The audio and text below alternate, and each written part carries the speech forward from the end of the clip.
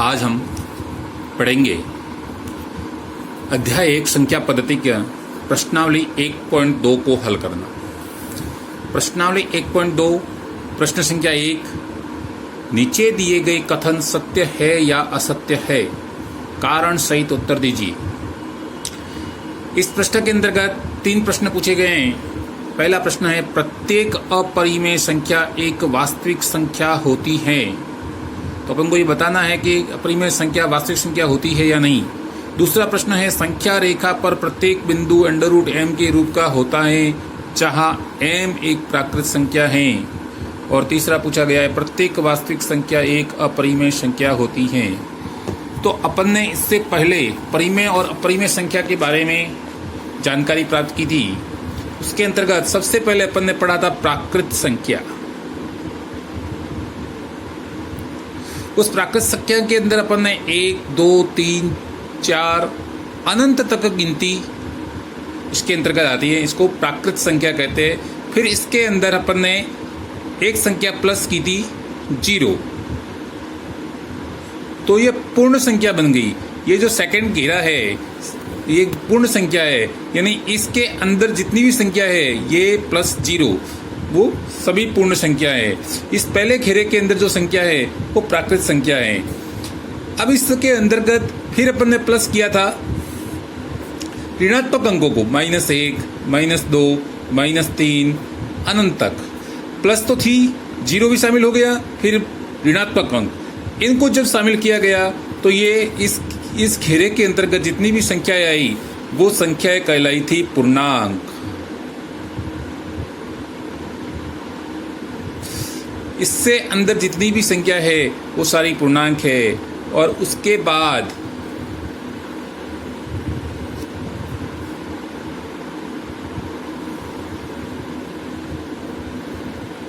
हमने इसके अंतर्गत अब हमने 1/2, 2/3, -1/3, -3/7 इस प्रकार की संख्याएं शामिल की, जो जिसे P/Q के रूप में लिखा जा सकता है।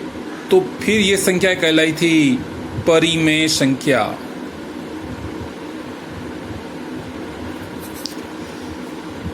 ये सारी 100 संख्या अब आपको दिख रही है, इन सबको मिलाकर कहते हैं परिमेय संख्या। परिमेय संख्या के ये भी परिमेय संख्या है, ये भी परिमेय संख्या है, ये भी परिमेय संख्या है, इनको भी परिमेय संख्या है।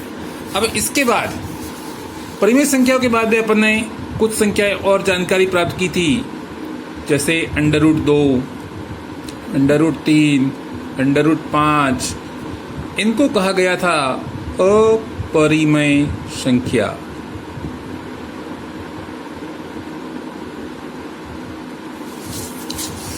अपरिमेय संख्या।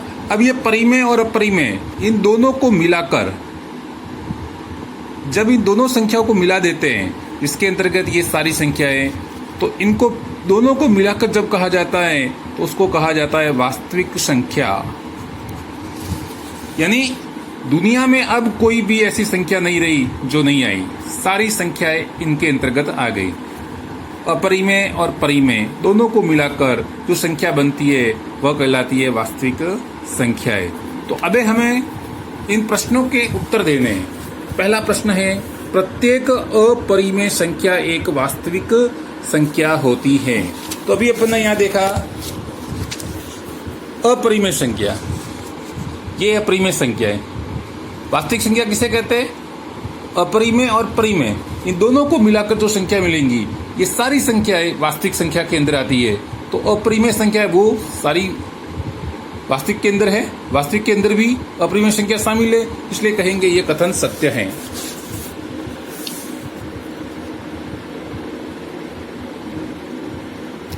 कथन सत्य क्योंकि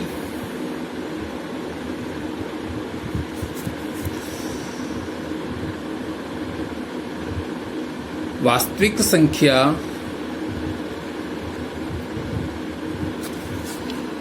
में अपरिमेय संख्या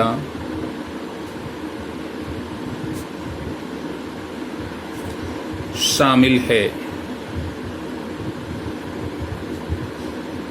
परिमेय और अपरिमेय दोनों को मिलाकर फिर वास्तविक संख्या बनती है। यानी वास्तविक संख्या के अंदर अपरिमेय संख्या पहले से है, इसलिए अपन कह सकते हैं कि अपरिमेय संख्या है वो एक वास्तविक संख्या है। संख्या रेखा पर प्रत्येक बिंदु √m के रूप का होता है। अपन जब संख्या रेखा खींचते हैं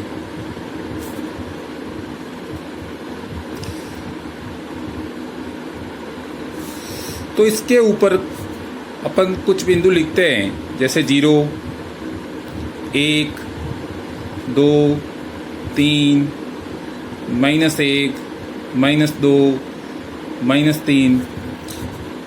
इसके ऊपर √2 भी आता है, √3 भी आता है, √5 भी आता है। लेकिन सारे जो अंक है वो √m के रूप में ही हो, यानी अपरिमेय हो, यह सत्य नहीं है। इसलिए कथन असत्य।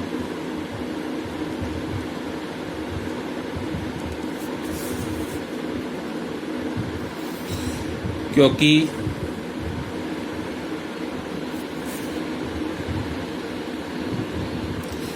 संख्या रेखा पर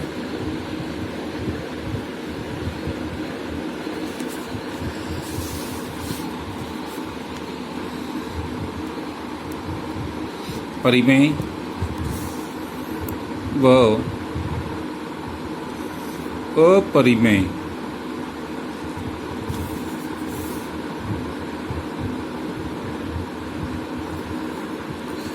अर्थात धन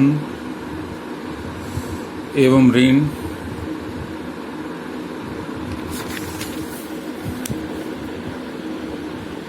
पूर्णांक होते हैं।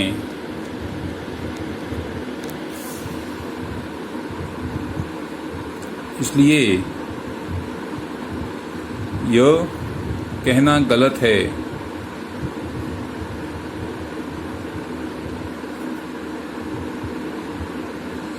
कि सभी अंक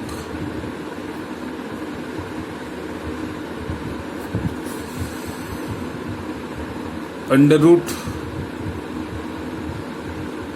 के रूप में हो। प्रत्येक वास्तविक संख्या एक अपरिमेय संख्या होती है। प्रत्येक वास्तविक संख्या एक अपरिमेय। अब वास्तविक संख्या के अंतर्गत अपन ने पढ़ा प्राकृत संख्या है वो भी वास्तविक संख्या है, पूर्ण संख्या है वो भी वास्तविक संख्या है, ऋणात्मक अंक है वो भी वास्तविक संख्या है। परिमेय संख्याओं के अंतर्गत जो संख्या आती है वो भी वास्तविक संख्या है, अपरिमेय संख्या आती है वो भी वास्तविक संख्याएं हैं। इन सभी को मिलाकर वास्तविक संख्याएं बनती है। अब हमें कहा गया कि वास्तविक संख्या है सारी वास्तविक संख्या, प्रत्येक यानी कोई भी वास्तविक संख्या ले सकते हैं, वो एक अपरिमेय संख्या है। अपरिमेय संख्या के अंतर्गत क्या आता है? केवल √2, √3, √5 इस प्रकार की संख्या आती है। तो ये एक अपरिमेय संख्या के अंदर है क्या? नहीं है। 0 नहीं है, -1 नहीं है, 1/2 नहीं है। इसलिए कथन असत्य।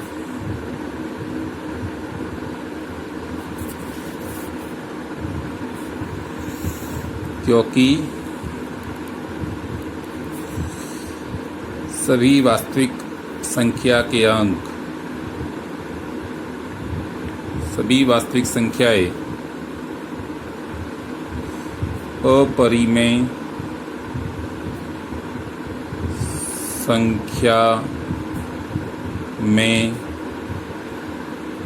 नहीं है। प्रश्न संख्या 2, क्या सभी धनात्मक पूर्णांकों के वर्गमूल अपरिमेय होते हैं? सभी धनात्मक पूर्णांक का मतलब 1, 2, 3, 4, 5, 6, 7, 8, 9। अब कहा गया है कि इनके धनात्मक पूर्णांकों के वर्गमूल। अब इन सबका जब यदि वर्गमूल निकाल दिया जाए, रूट निकाले,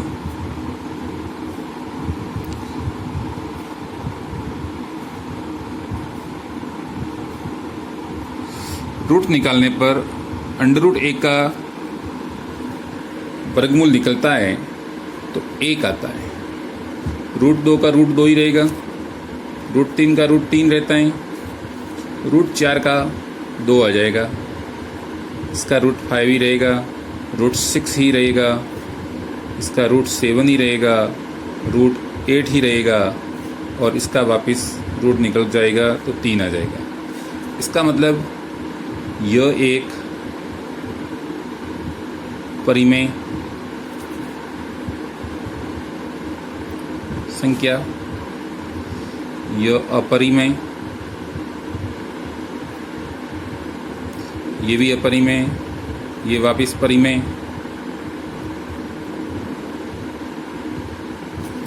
ये अपरिमेय, ये भी अपरिमेय, ये अपरिमेय, ये अपरिमेय, ये फिर से परिमेय संख्या है। प्रश्न में क्या पूछा था कि क्या सभी धनात्मक पूर्णांकों के वर्गमूल अपरिमेय होते हैं। देख लिया अपन ने, सभी धनात्मक पूर्णांकों के जब वर्गमूल निकाले तो इसके अंतर्गत ये पहली संख्या 1, ये फिर उसके बाद ये, ठीक है ना, पूर्णांकों के वर्गमूल अपरिमेय होते हैं। यदि नहीं तो एक ऐसी संख्या के वर्गमूल का उदाहरण दीजिए जो परिमेय संख्या है। यहाँ 1 के बाद 4 और 9 के वर्गमूल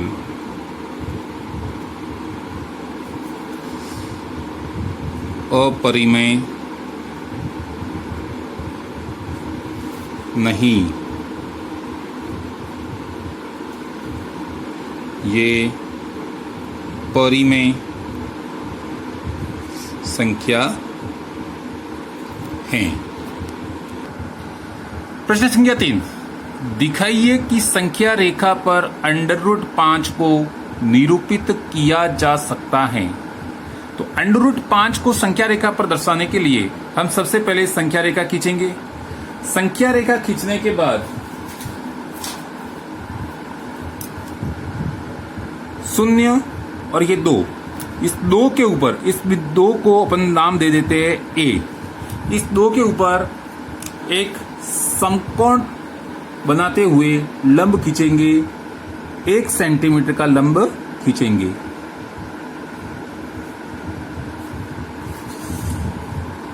इसका नाम हमने दे दिया B। इस जीरो वाले बिंदु का नाम अपन दे देते हैं O। इसको B से मिलाते हैं।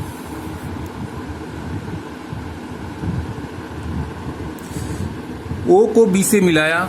इस प्रकार से हमें एक समकोण त्रिभुज OAB प्राप्त हुआ।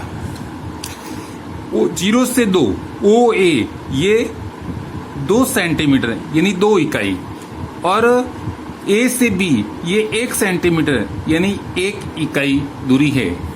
तो या पाइथागोरस प्रमेय के हिसाब से यहाँ पर कर्ण स्क्वायर यानी OB स्क्वायर इक्वल टू आधार स्क्वायर यानी OA स्क्वायर प्लस लंब स्क्वायर यानी AB square. OA square, OA कितनी है 2, तो 2 का स्क्वायर प्लस AB 1, तो 1 का square, OB square, OB square equal to 4 plus 1 equal to 5 OB square. तो OB का मान आ जाएगा अंडर रूट 5। ये जो OB दूरी है ये रूट 5 के बराबर है। अब हम प्रकार की सहायता से इस OB की दूरी को नोट करते हैं, नाप लेते हैं। ये नापने के बाद इसे इस संख्या रेखा पर देखते हैं कि ये कहाँ आती है, ये यहाँ आ रही है। हम एक चाप काट लेते हैं। तो ये जो बिंदु आया, ये जो बिंदु हमें प्राप्त हुआ, यह बिंदु अंडर रूट 5 है। ये जो बिंदु है वो अंडर रूट 5 है। इस प्रकार हम अंडर रूट 5 को संख्या रेखा पर दर्शा सकते हैं। आशा है आपको वीडियो पसंद आया होगा। पसंद आए तो वीडियो को लाइक कीजिए, शेयर कीजिए, सब्सक्राइब कीजिए। धन्यवाद।